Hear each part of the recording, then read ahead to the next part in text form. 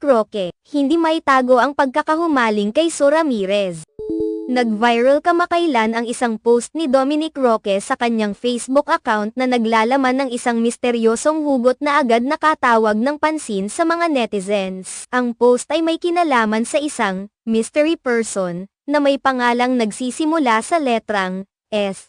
Dahil sa mga hindi inaasahang detalye ng post, nagdulot ito ng maraming spekulasyon at reaksyon mula sa publiko. Ayon sa ilang mga netizen, tila ang S na tinutukoy ni Dominic ay walang iba kundi ang aktres na si So Ramirez, na iniugnay kay Dominic sa mga nakaraang ulat ng kanilang relasyon. Ang mga komentaryo mula sa mga netizens ay nag-iba-iba, mula sa mga birong hirit hanggang sa mga seryosong opinyon tungkol sa post.